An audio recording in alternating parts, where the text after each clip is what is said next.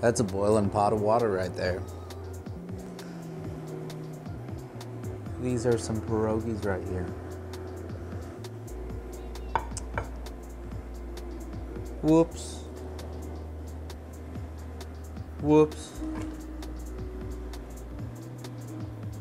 Whoops.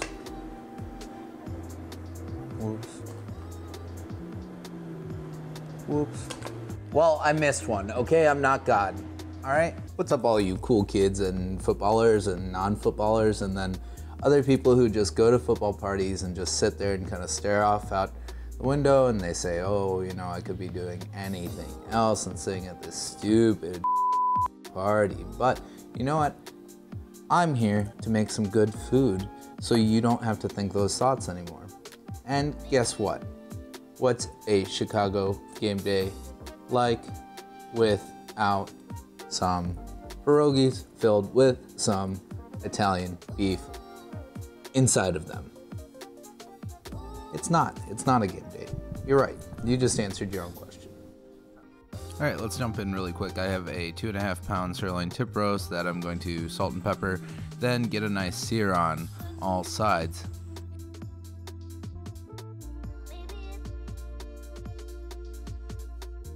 Smash up about 5 cloves of garlic.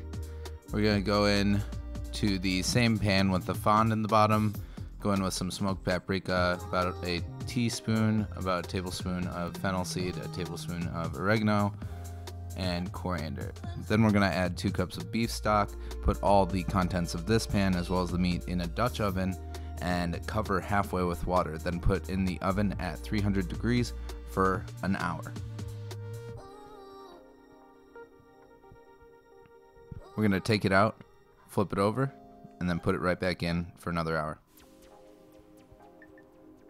Taking it out now, cover in plastic wrap, putting in the fridge to set. All right, now we're going to make the provolone giardiniera sauce for the pierogis.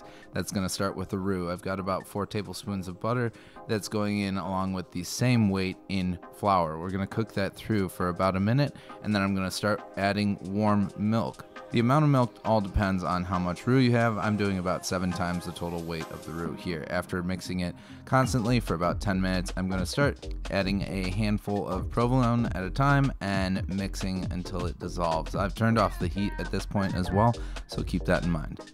Using about a half pound of provolone here. Now, once that is done, I'm going to set it aside. All right, we've got this really beautiful silky texture on this. Nice and gooey, ooey. Tastes a lot like provolone, you know? And do not underestimate the back work that can go into something like this. Just when you think it's kind of gonna split or do something weird, just keep pushing through it. If I can do it, you can do it. Hang tight. All right, now we're gonna take that provolone dip that we made and mix in about half a cup of hot giardiniera. All right, then we're gonna jump into the dough for the pierogis. That's gonna start with a sifted 4 cups or 500 grams of flour along with 1 teaspoon of salt. Then we're going to start adding in a mixture of 1.25 cups of warm milk and 3 melted tablespoons of butter. All right, now we're going to work that in with the dough hook for about 10 minutes or until it comes into a ball. Then we're gonna set it in the fridge in plastic wrap and let it sit for an hour. After that hour, we're gonna roll it out here to about 1/8 of an inch. And then I'm going to take a coffee mug, I think that size is pretty good, and cut out the rounds. Now an Italian beef meal wouldn't be complete without some french fries, so I'm going to cut these 2 russet potatoes up, let the fries soak in cold water for a couple hours, dry them off, and then throw them in at 300 degrees into about 1 inch of vegetable oil. This will be about 8 to 10 minutes, and then I'm going to pull them and then put them back in at 350 degrees for another 8 to 10 minutes or until golden brown. I also wanted to add some peppers and onions in there, just kind of round it out. So I've got 2 bell peppers that I'm cutting up and half a sweet onion. I'm just going to saute over medium heat for about 15 minutes or until nice and soft. I'm also going to be seasoning everything here with some salt. Always season your food, guys. It tastes better.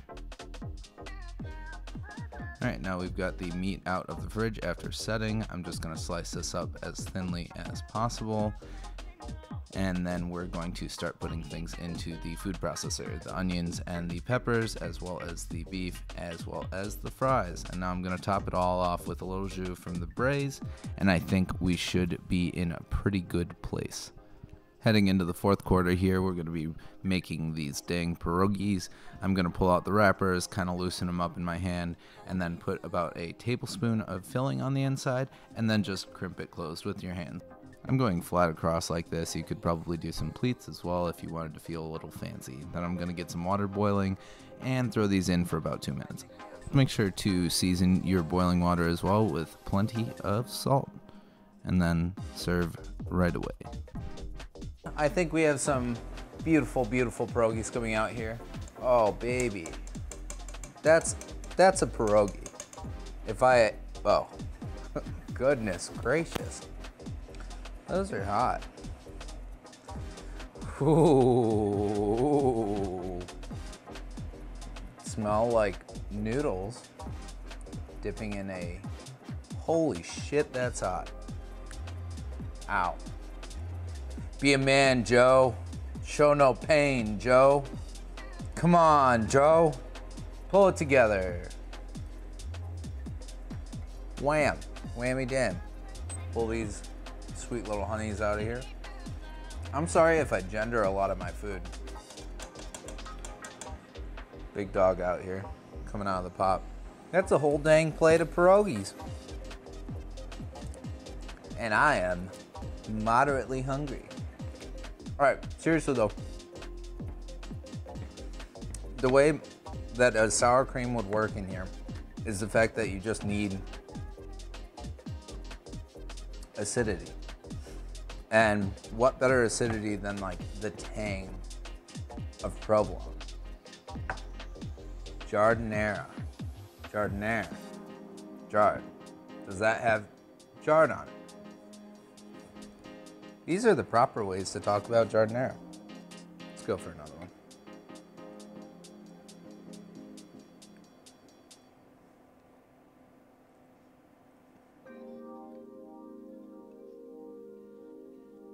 The skins are really good. You know, if you have